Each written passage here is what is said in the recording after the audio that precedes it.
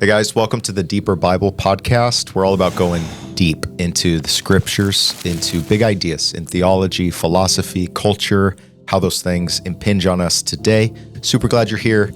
If you believe in what Deeper's doing, we'd be grateful if you'd consider supporting us, either with a one-time gift or recurring gift. It helps us put together episodes, build a team, and ultimately reach more people. And if this particular episode is helpful for you, and I think it will be, do us a favor, click like, leave a comment, subscribe, share, all the things. We really appreciate you being on this journey with us. So recently we did a 3-part series that tries to answer the question, how should Christians think about the land of Israel? And over 3 episodes, we talked about a lot of isms that shape, especially American Christian views of this issue, things like Zionism, supersessionism, dispensationalism, antisemitism, all these isms. We looked at the high-level narrative wars, you know, the Israeli account, the Palestinian account, the who gets to narrate what happened here. We looked at what does it mean for Christians to be a people of peace. Jesus said, "Blessed are the peacemakers; they shall be called children of God." Today, we're going to return to the topic of Israel, but from a different angle. Visiting is my friend Yoav Rotem, and he's an Israeli. He was born on a kibbutz, lived his whole life in the land. And so today, our goal is to get an insider's view of what it's been like to live over there this whole last year, which has been tumultuous to say the least. And we're just gonna talk at the level of your story and how things look to you. So Yoav, thank you for being here. And thank you. Baruch haba. Give us your life story. Who are you? All right. So my name is Yoav Rotem. I am 42 as for now. And I was born in the very up north of Israel, which is actually high in the news, as we say, right now, right on the border with Lebanon, in a small community that is called Snir. It's a kibbutz. It's a type of community. Back there at the beginning of the 80s, on the slopes of Mount Hermon, which is very close to the biblical site of Caesarea Philippi, in between Caesarea Philippi to ancient Dan. Right. I really like to mention it because that's my world growing up as son of a Jewish mother who was a Bible teacher. Your mother? Yes, in a regular Israeli school. I don't know if you know, but every school in Israel, mandatory Bible study. Obviously, as in a Jewish perspective, the Jewish Bible, and it's something that everyone study as part of our story. Because the Bible is, aside of the fact that it's a holy book for us, it's our family story in a way. What years of your schooling are you studying Bible in Israeli public education? Is this like kindergarten? Is this junior high? Is this high school? Kindergarten, obviously. Oh, really? There are some biblical stories. You don't study the Bible.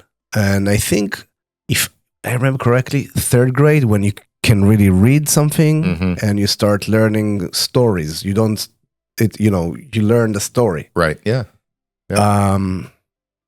And then you even getting tested about it, about the stories and what. I don't remember everything from them because I developed my biblical studies later a lot as a tour guide. Right.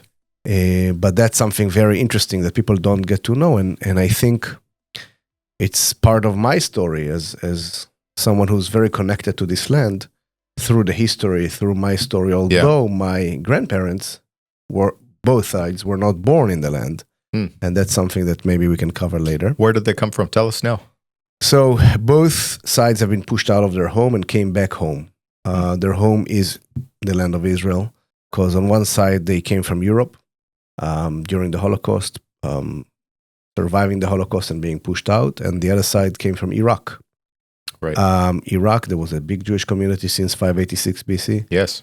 And basically in 1952, 51, they're being pushed out. Right. And that's the end, basically, of the Jewish community of Iraq. Yeah. And obviously, the only place that was welcoming them was Israel, the young state of Israel, the beginning. And the ones after the Holocaust came right before the state was born. So that's a little bit about my background. I don't live where I was born today because my parents left the kibbutz, but I finished high school, served in the army in kind of an elite reconnaissance unit, we call it. And up until 2019, I was part of the reserve. Then I was released. This is why today I need to volunteer if I want to go to the army. And I did volunteer at the beginning of the war. They needed them guarding in my community today. We live today right on the border with the what's called the West Bank, not far from Ramallah, outside of Jerusalem, in another kibbutz, which has been privatized. It's not functioning as a socialist kibbutz anymore where we live today. I'm married. I have 2 kids, a 6-year-old daughter and a 9-year-old son.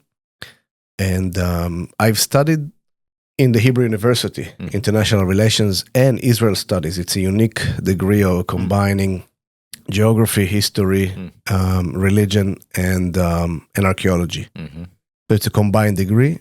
And I've been a tour guide in the land since 2005, almost 20 years. With 2 years of break of COVID and now a whole year of almost 1 year of break because of the war. Yeah, and that's a little bit about me. Well, thank you. And, because things are developing over there, we should say it's the date today is the 29th of September, even though this is, I think, going to air in November. But just in the news in the last week, the last 2 weeks, the pagers and the walkie-talkies were exploding, and then Hassan Nasrallah has been taken out within the last couple of days, which is, this is in the north, not far from where you grew up. Tell us about that a little bit. It's not even 2 weeks since the escalation from the Israeli side started. But people tend to forget that from October 8th, which is a day after Hamas invaded into Israel, Hezbollah has been shooting into Israel and destroying houses, killing Israelis, hurting Israelis, either ballistic rockets or anti-tank rockets, which are very accurate. And it's Can I ask a basic question? Yes. So the militants in the Gaza Strip are Palestinians. Are the Hezbollah militants, do they see themselves as Palestinians also? Or are they Lebanese? That's a good question. Some of them, so majority of Hezbollah members will be Lebanese, Shiites. Shiite is like a sect. There's 2 groups of Islam, Shiite and Sunnis. The Palestinians, the people that are originally Arabs of the land of Israel, or what's used to be the British mandate over Palestine, they will be Sunni. So they're very different. The ones that sponsor both of them, so both of them are Arabs generally. Speaking Arabic, Arab culture. The ones that is sponsoring both of them are the Persians, the Iranians.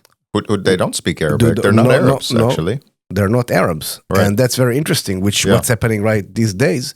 The big question is how much Iran will stand for Hezbollah, which was their, I wouldn't say even an arm of them. It was kind of like a foundation of their whole theology, or in a way against Israel, to destroy Israel, like even stronger than just their arm.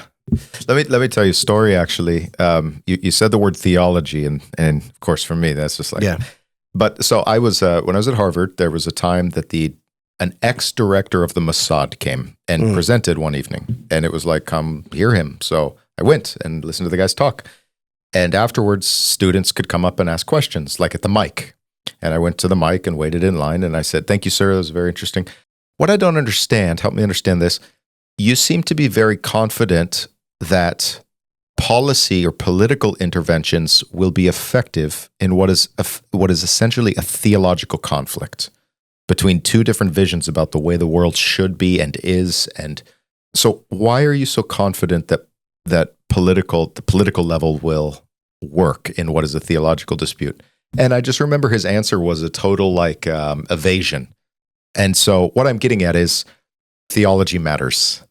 The difference between Sunni and Shia matters. The difference between, this isn't theology, but the Persians and Arab matters. These are theologically motivated conflicts in profound ways. Would you agree with that? I agree with it, but there's one key factor over here, money. And money is combined not only with theology, but with a lot of politics. And it shifts or influence sometimes what people say, although it doesn't fit with their theology, to remain powerful. Whether they believe it's going to help them to share or expand their theology, or in our case, when we talk about not just expanding Shiites or Shia idea, but destroying someone else. Yeah. So part of their ideology, Yeah. which is combination of politics and theology in this case, is destroying Israel. Yeah. And and again, money matters, and it influences their power, it influences their behavior. Yeah. So this is why when we talk about war, we can also talk about peace sometimes, because sometimes peace will be a good motivation for someone, because on the right time and the right space, it might be a good decision for their own ideology. Yeah. So a question for you, Israel, every culture, America has tons of different subcultures, like different planets. I've spent a little bit of time in Israel's West Bank, with the West Bank and some of the settlements. And I was just amazed. I felt like I was in the wild, wild West, where a lot more open carries of weaponry. And I felt like I guess what I'm getting at is, I'm curious for your view on the settlers in the West Bank and the way in which a theology of the book of Joshua, and sort of we're taking over the land from the Philistines and Canaanites and Hittites and Jebusites and so forth. It seems to me that there's a strong theology there from the Tanakh that is overlaying the present drama. How do you see that? Is that accurate? How do you feel about it? So here comes, first of all, about the carry of weapon. Up until now, even after October 7th, you cannot get a permit in Israel to carry a long rifle. Really? Only a pistol, no private. Unless you're on a military service or you're a policeman or something like that. Yeah. Or there's one exception, what's called first responder team. The first responder teams are, the gun belongs to the police or to the army, and they give it to a civilian unit which is supposed to protect the community. That we have it in our community. In the kibbutz where I live, right outside of Jerusalem. And it was very, very useful to guard, to give confidence and security to the people up until now. Yeah. About the Jewish people look, we have to say these are minority people who are putting the settlers, what you would call in the West Bank. There's so many Jewish people that settles in the West Bank. There's over 500,000 people. Yeah, right. The biggest cities are Ariel and Ma'ale Adumim. Yeah. If you go and ask them biblical ideology, many will not even look at you Ma'ale Adumim. Yes, which also in Ariel as well. But if you go into the little settlements, to the little places, so people over there definitely has ideology or theology that talks about this land belongs to the Jewish people. This is why we're here. Yeah.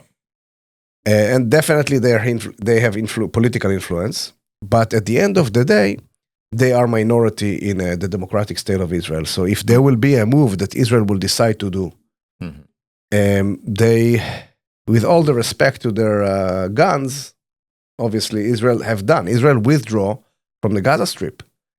There were 9,000 Jews who lived in the Gaza Strip, and in 2001 were brutally taken by us, by our own people. Right. Brutally, I'm saying, because it was violent, unfortunately. Yes. Yeah. Taken out, uprooted from their homes, and to leave Gaza for what's called the Palestinians. Were you in the army around that time? I left. I was exactly in the time that I was not called for reserve, and I just finished my mandatory service. Kind of like they gave us kind of a year to go to India and Nepal and stuff. Yeah. Did you travel in that year, brother? Not yet. Year later. So okay. I made my money a little bit. Oh, okay. I guided. That's when I started guiding. Actually, after the army, I came back guiding. Okay. And this is a fascinating subject. I think the West Bank or Judea and Samaria and how these people see it. I will just say this. You gave a lot of names of nations that in the Bible are being, treated by the Joshua and different. But there's one nation I always give an example, the Gibeonites. The people of Gibeon. Yep. Because I live there. I live in between Kephira and Kiryat Yearim, which are two of the four cities of Gibeon. And these people came to Joshua after they heard that they should maybe not deal with the God of Israel or the Israelites, and they signed a peace covenant. Yeah, deceptively. Yes, but still, then Joshua comes and fight for them against the Ammonites, literally. For which God punishes Joshua. Yes, but it's theology. Yes, but I'm saying these people have stayed there. Yeah, right. At least for a while. Right. And the Bible does mention the word peace over there, peace treaty or peace covenant, which shows that even if you following only the book of Joshua, there's a way of living together with again. But I just want to say that I am not one of these settlers. Obviously, I do recognize there are people there that see this place as their land. The problem is, what do they want, these people, the Palestinians? And that's a good question to ask. When you come and listen to them, you hear things that you don't hear in the news over here, and you don't hear. Right. And that's when it becomes more complicated. So I want to talk about that, because most Americans, and many who are inflamed about this whole issue in a variety of ways, have not been there, or have only been there in a very sort of niche way.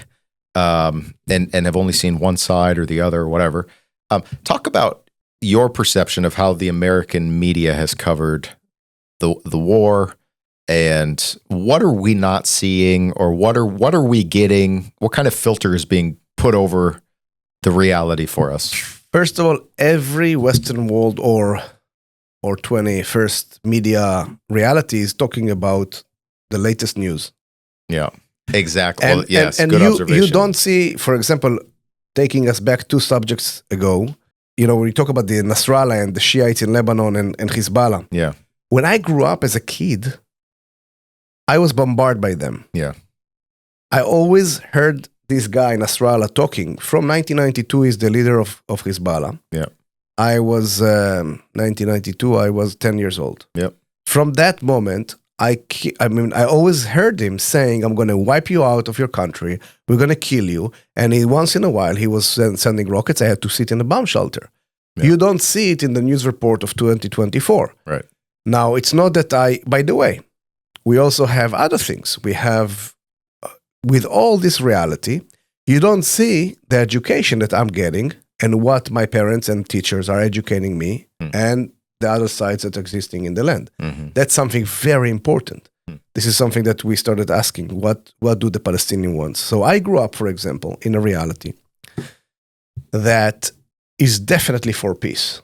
By almost every mean. Peace was the main thing we were told and taught, and we could do, in the 1990s, the beginning of the 90s, there's a peace process in Israel led by Yitzhak Rabin and the Palestinian leader Yasser Arafat, who was very corrupted and problematic and lied, and he was horrible. But still, Israel took a huge step, and majority of Israelis, voted to give peace a chance. Yeah, and was that 94, the Camp David? Starting before Rabin, 1991, there was in Spain. There was kind of like Yitzhak Shamir was there, and. Not Yasser Arafat, there were different people. But then, yes, you're right. In 1992, Rabin was elected. And there's an American push towards the leadership of the PLO to be the representatives of Palestinians. Yeah. Now, even before that, they were the strongest power among the Palestinians from the 70s. Yeah, yeah.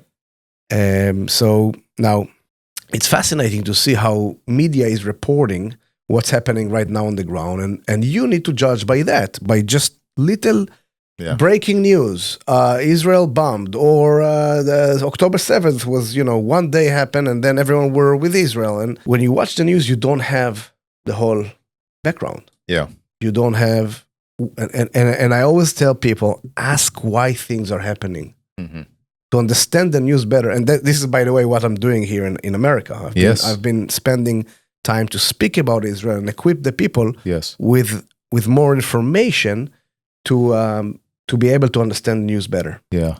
So you mentioned your upbringing was focused towards shalom, towards peace. What do you What do you see as the best pathway forward? I mean, is two-state solution still a thing?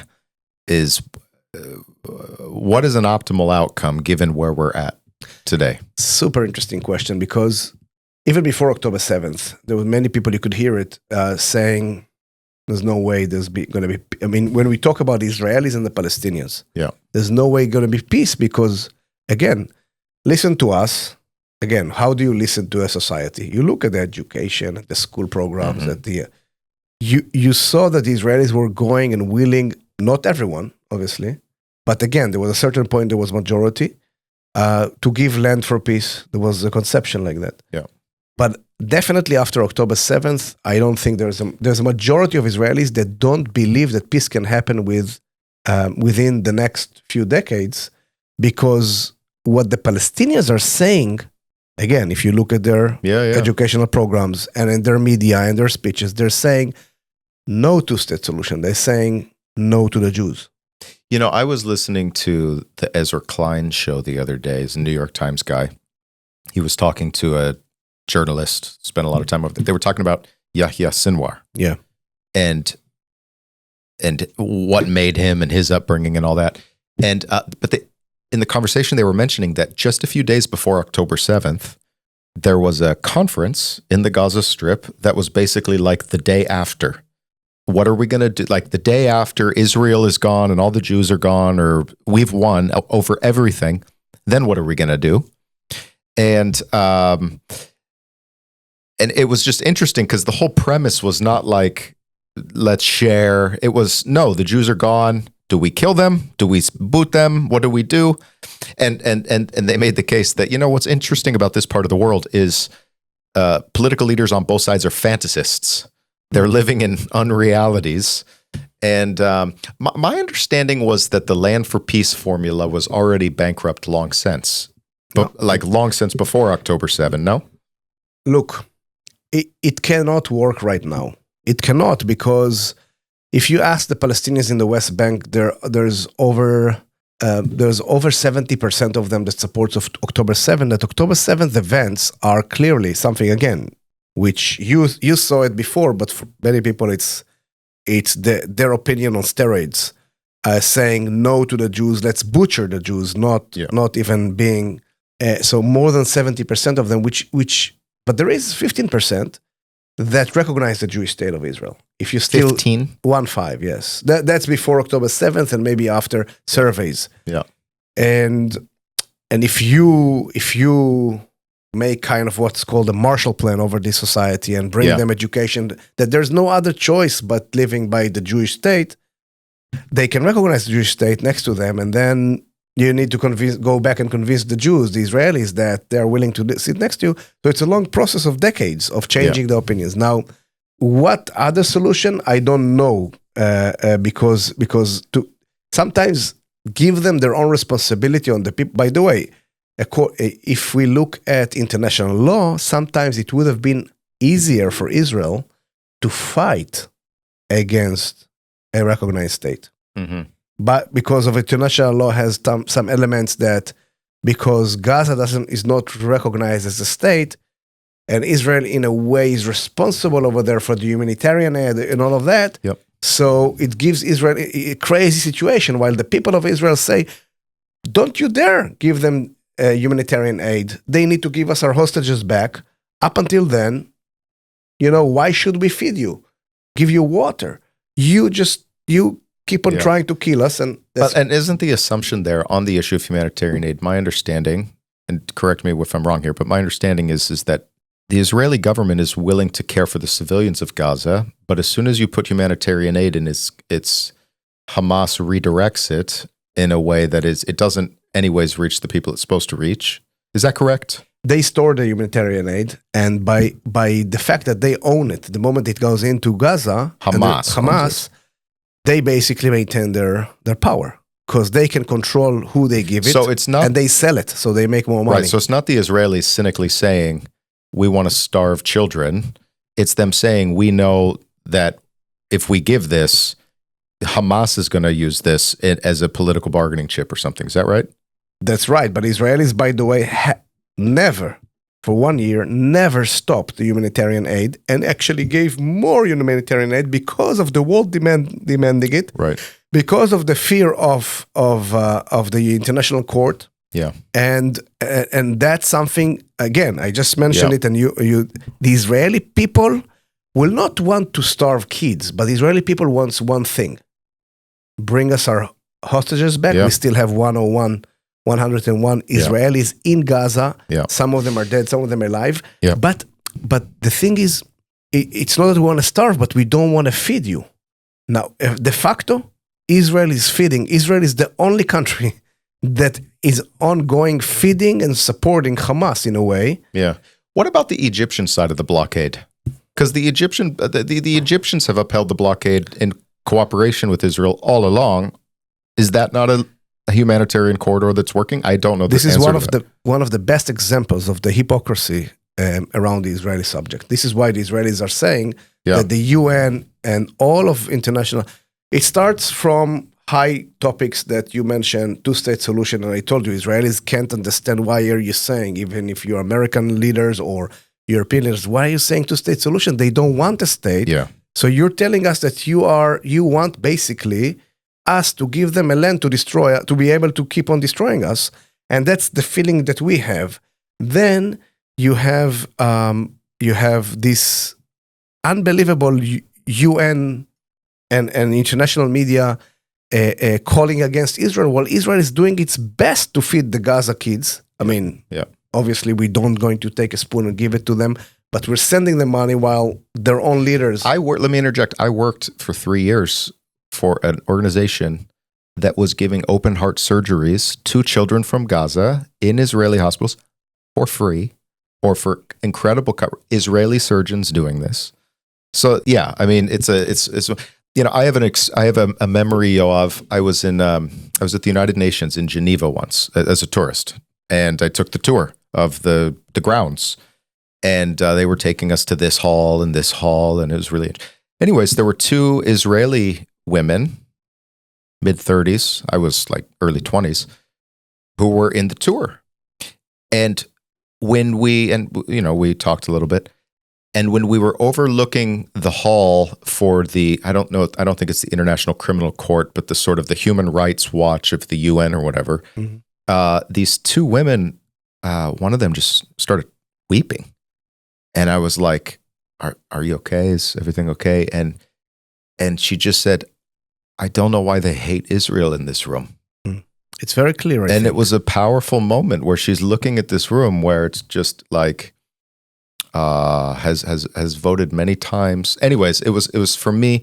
And by the way, that summer or that around that time, people like Yahya Sinwar, who was at the time in Israeli prison, were learning through the Gilad Shalit debacle how effective kidnapping is and hostages are in the whole public perception, Israeli psyche, and so forth. And so that the Gilad Shalit now has been turned up. For those who don't know, Gilad Shalit was an Israeli soldier who was kidnapped, just one guy, and he was in custody in exile for 5 years or something. Summer 2006. They finally let him out as a trade of like 1,000 to 1. And one of the 1,000 was Yahya Sinwar, the guy who's the head of Hamas. Anyways, I want to give you maybe the opposite perspective, or the solution perspective of what you just meant, the problem you just draw, how the world. It's not just the UN; it's the entire Western world. Why? What is why? the? Okay, what is, so many Israelis will say this? antisemitism, and but I think. Look, I think the core is based on anti-Semitic ideas. Pay attention to that. Every enemy that wanted to get rid of the Jews always tried to disconnect the Jews from their land. Mm-hmm. Hitler wrote about it in Mein Kampf. He said that the Jews are people with no land. This is why they are parasites. Yeah. Now, the moment this idea is existing in the world, the Palestinians taking over it, the Palestinian leadership, from the beginning of the 20th century, especially during World War II, the leadership of the local Arabs in Jerusalem, the Mufti, is going and living with Hitler So a lot of these ideas planted in the world people's minds that, the Jews taken the land from the Palestinians. One of the most amazing things is, you mentioned Egypt. Why Egypt don't give humanitarian aid right now to Gaza? Yeah. Why Egypt never gave independence to the Palestinians in Gaza while they were controlling Gaza Strip, and the Jordanians, the West Bank, for 19 years? Slow down, because this is extremely important. Yeah. The West Bank was Jordanian Yes. for a very long time, but the Jordanians did not want to grant Palestinian sovereignty to the West Bank Palestinians, correct? Yes, correct. And the Jordanians believed, still believing in a way, the Jordanian king, when the Jordanian king, the great-grandpa of the current Abdallah, also named Abdallah, when he got the Transjordan, he saw himself as the king of the Arabs. Mhm. So when you talked about earlier about the day after, when they got rid of the Jews, if you ask me what will happen, they will start killing each other, fighting like they fight in Syria right now, and Or like Iraq. Iraq, exactly. Yeah. And by the way, going back to Hezbollah and the Palestinians, Hezbollah in Syria went inside Syria to help President Assad almost from the beginning of the war, but much stronger towards 2015, 16, when the Russians coming 17.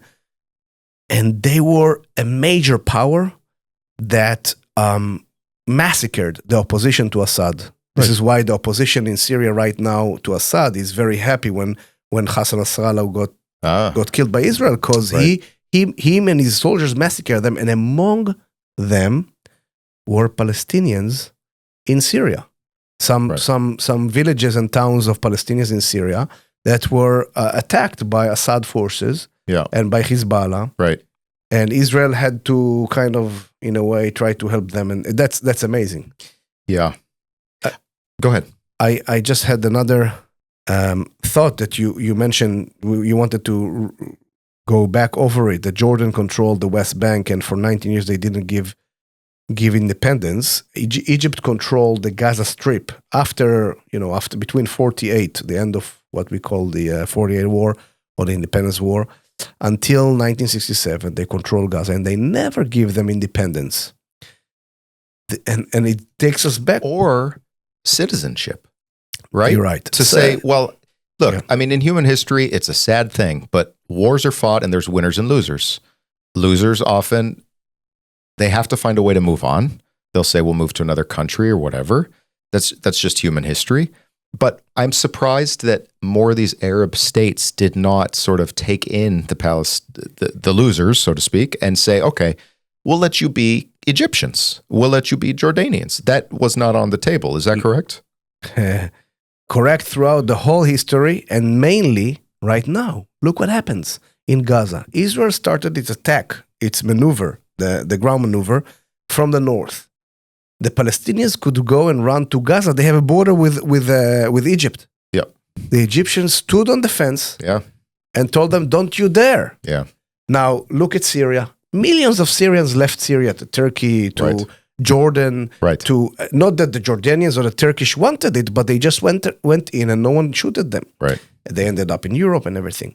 The Arab world, amazingly enough, wants the Palestinian to be a tool. Yes. A tool against Israel all the time. So what does it help them? It helps them to grab attention from their own atrocities to their own people.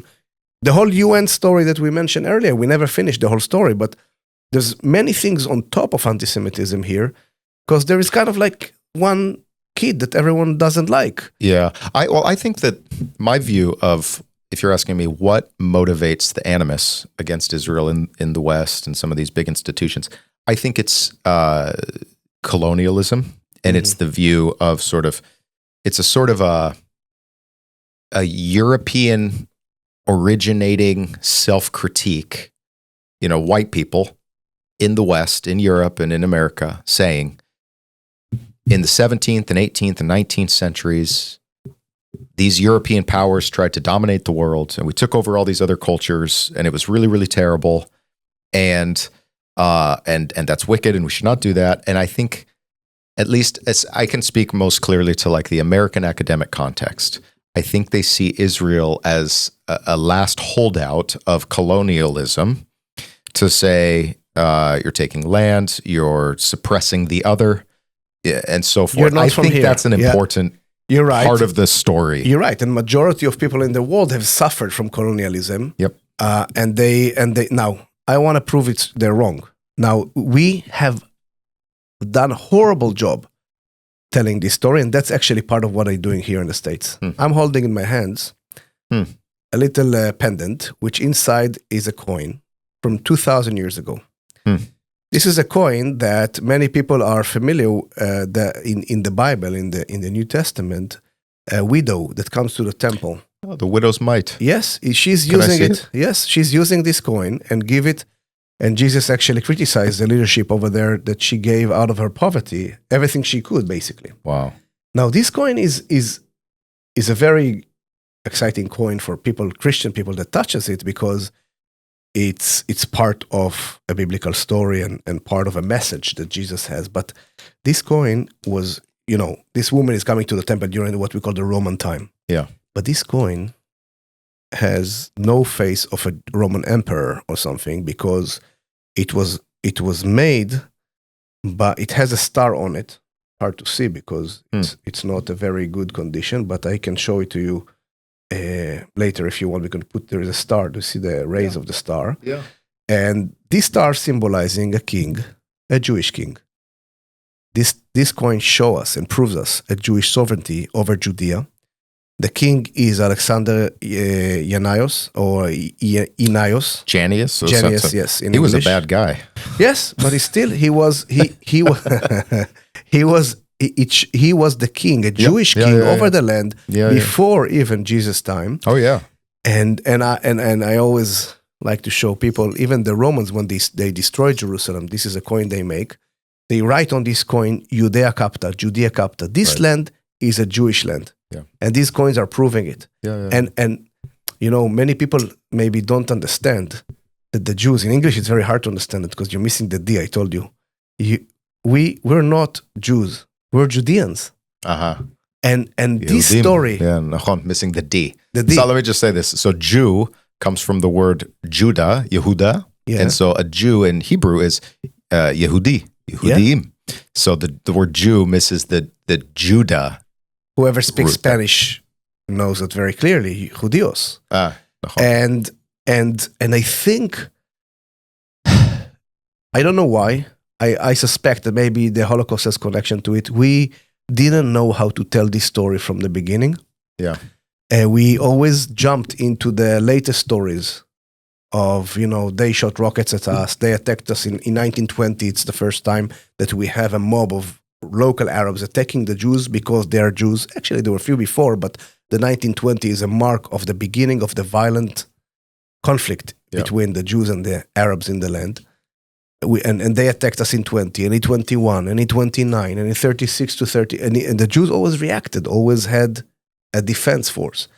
We have sinned to tell this story. And the world has no patience to listen because we are the colonialists, although we are just the native. So let me ask a question. You've talked about the power of storytelling. You've talked about, this is a key insight. You want to get to know a culture, go look on its bookshelf. Go see its education curricula. Yeah.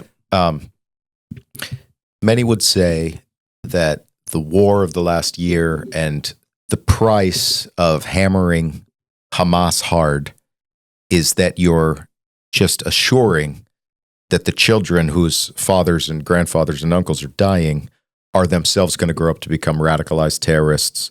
I've spent time in Nablus, and it was amazing walking through old Nablus, an Arab town north of Jerusalem.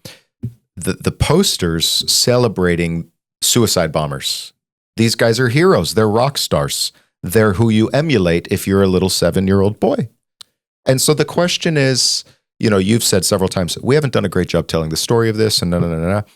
The stories we learn, especially as children, are extremely tenacious. They're very powerful in shaping our worldview.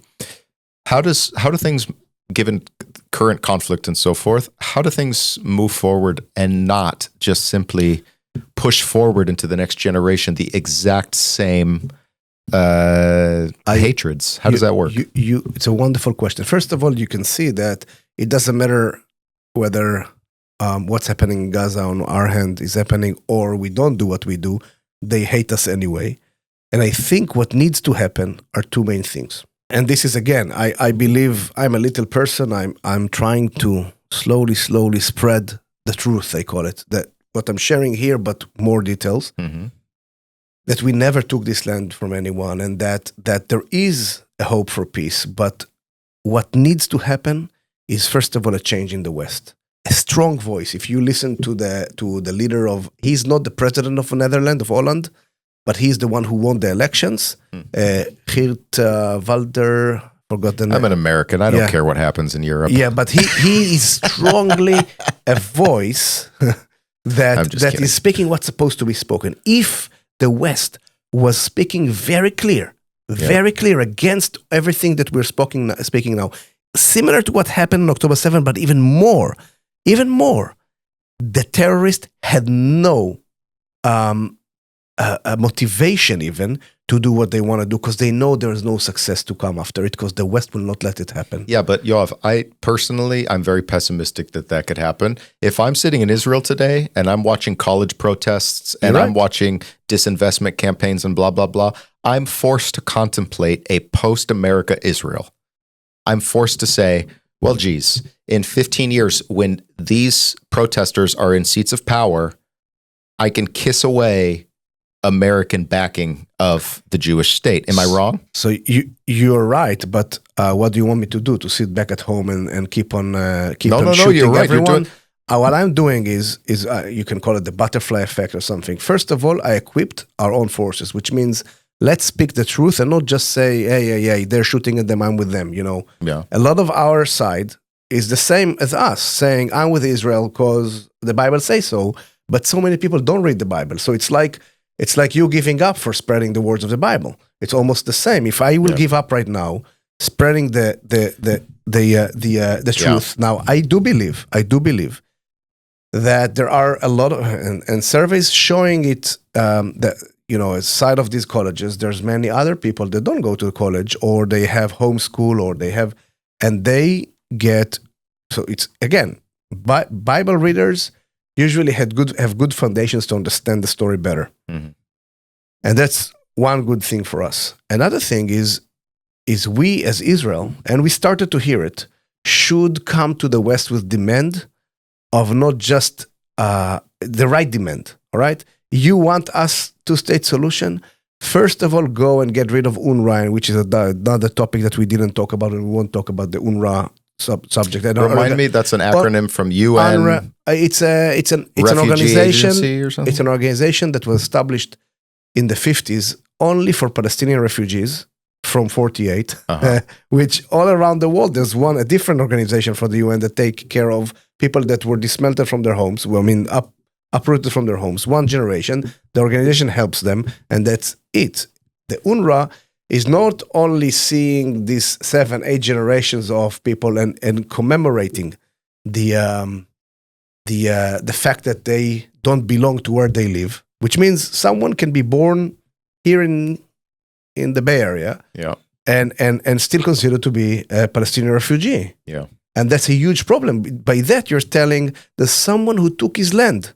Yeah. And this organization is considered now October 7th. We find out that this organization, many of these workers are Hamasniks. Yes. Were in Israel kidnapping people. We have video of these people. Yeah. Now, not only UNRWA, but the demand has to come. The Arab world wants to recover, and we see, by the way, the changes are not only from in the West. The changes in the Arab world with the Abraham Accord, and Saudi wants to have a relationship with Israel. These people are the local powers that may tell the Palestinians, listen, relax. This is not working. It didn't work for you. You want a good for yourself? Change. Mm-hmm.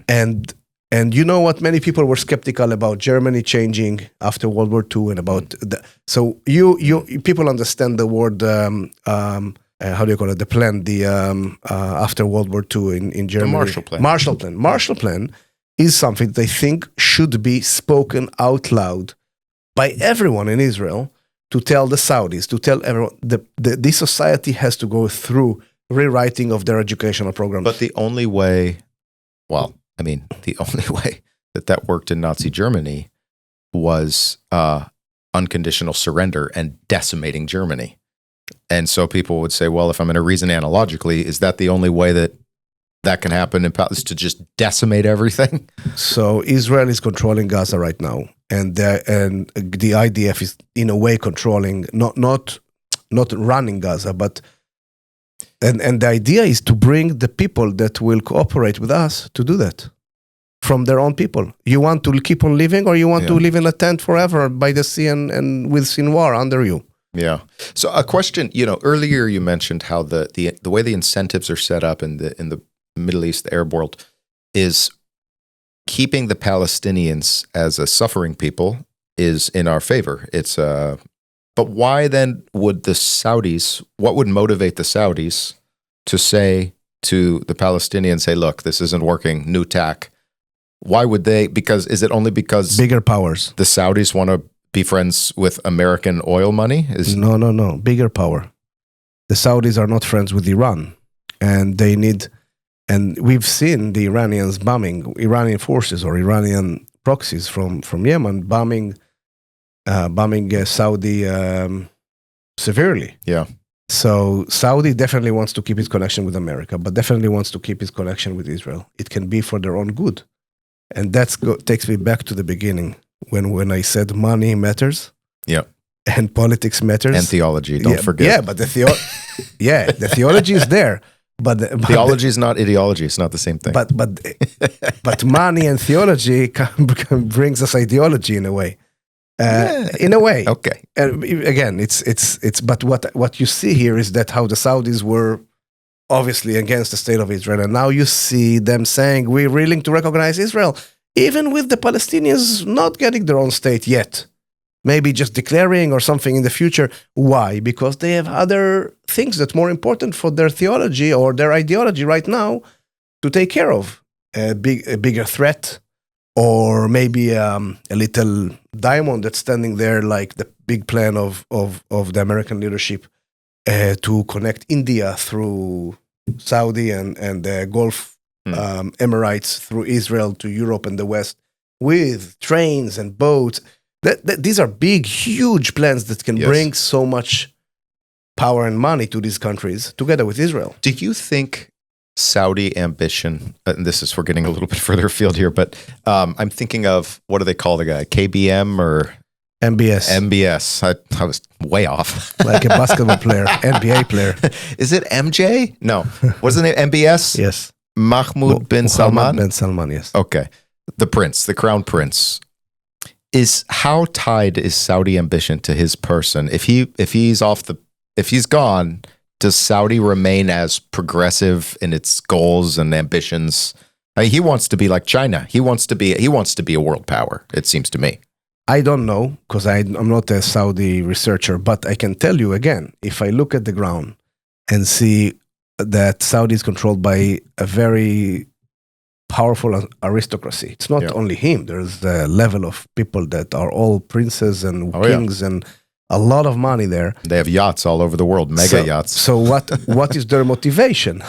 Is their motivation to spread the word of Muhammad only, or is their motivation to remain in power and to grow and not let Iran to take over and bring Shiites into Saudi and take over? I mean, you understand as long as the motivation. Yeah. It's a big chessboard. Yeah, I want to share something, Ryan. I think we discussed it today in the church, and I'm doing it in my talks over here in America. And I relate to the word truth, because truth matters, in my opinion. And I really think that it's very nice to talk about details and everything, and Saudi, but we really have a war.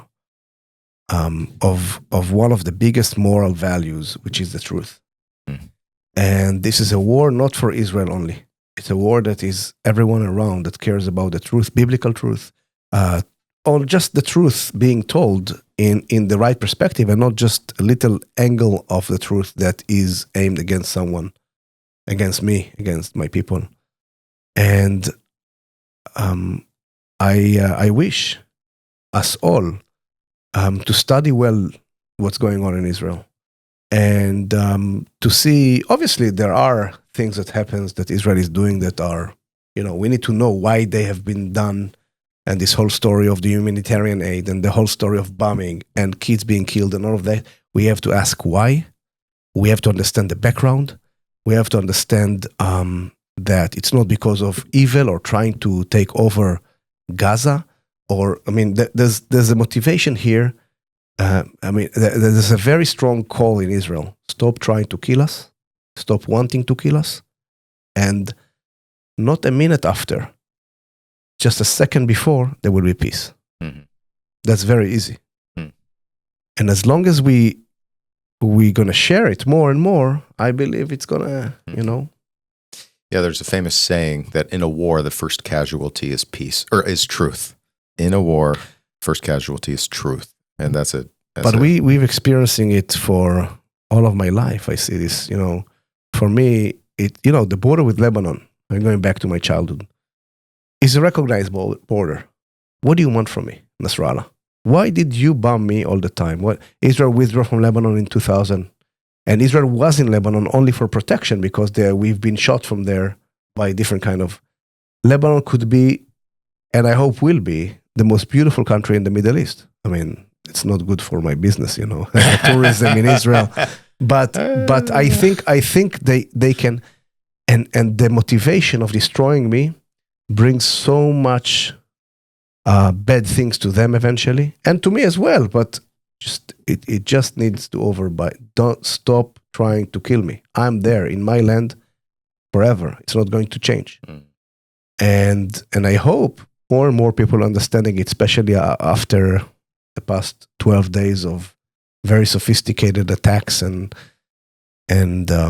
very clear word from Israel about the fact that we are here. Whoever is trying to destroy us will destroy himself, and will go be with his friends underground. Well said. Well, Jesus said, "You shall know the truth, and the truth will set you free." Mm-hmm. There's something about being in contact with reality that is liberating, even if at first it's unsettling, because the truth confronts us as well. And well, I just want to thank you. This was this was great, and a lot of stuff to think about. Thank you for answering some thick questions. And you got any parting shots? Hey, actually, tell us how we can be more involved with you, or if any listeners are like, man, this Yoav guy, he's got some stuff to say. I'd like to follow up. I'd like to learn more. How do they do that? So I have my social media. It's my name, YOAV ROTM, Yoav Rotem. ROTEM. TEM. Thank you. And I started kind of like a platform that people can sign up, which will give me their email, and I will send them all, because social media you don't really see. So I have kind of like an updating, not like news channel, but more of sometimes video from biblical sites or interesting places in Israel. And what I do mainly are interviews with Israelis, not the most famous celebs one, the real Israelis. Mm-hmm. My friend, bus driver, my other friend, a colleague, she's a tour guide. There's another, my neighbor, Muslim Arab chef who lives next to me, and my friend who is a Christian Arab in Jerusalem, and different kind of people that has a story. And I'm trying to bring real Israel, so I call it the real Yoav's Real Israel Club. For those who are watching this, not just listening, so Real Israel. And I'm trying to be, I know it's a bit militant, but I'm trying to be the boots of the ground for people to report from there. And I'm there for questions and everything, and people can really look for it. There's a Facebook group that's called Yoav's Real Israel Club. And contacting me and then signing up to the club, they can get a newsletter and email, or follow the social media, obviously. Yeah. And get more and more updates and ideas from the ground. And again, stay in touch. I really, really like when people ask questions, especially when they do it publicly on social media, so other people can learn from it. Yeah, and if you're in the orbit of the Bay Church listening to this, when we take trips to the Holy Land, Yoav is our in-person guide. And he's a fantastic on-site tour guide, and takes really, really good care of the people. It's not just a job for him. Actually, he actually like really loves the people. Thank you. It's true. It's true. And also he takes, if you're not from around here, he takes personal tours. Like if a family wanted to go say, I want just a week with me and my 4 kids and wife and Yoav, you do that. Yes. Yes. So, you do a lot of things. And so, man, just so honored that you'd spend some time with us. Very informative. Thank you, Pastor. Grateful for you. And this was great. So thank you. Hey guys, thanks for listening. I hope this was helpful. Sure was for me. I learned a lot. We're at the Bay Church. We're in the California Bay Area. Would love to see you sometime in person, online, thebay.church. And if you believe in what Deeper's doing, if it's been helpful, we'd appreciate your support. It helps us to put together new episodes and get the word out. So you just go to the deeperbiblepodcast.com/give, and we'd be grateful for that. So until next time, be well, pursue truth, and as the rabbis say, shalom, homie. Is that what the rabbis say? Yeah. That's ancient rabbinic. Okay, no, it's not. Okay, bye-bye. Thank you.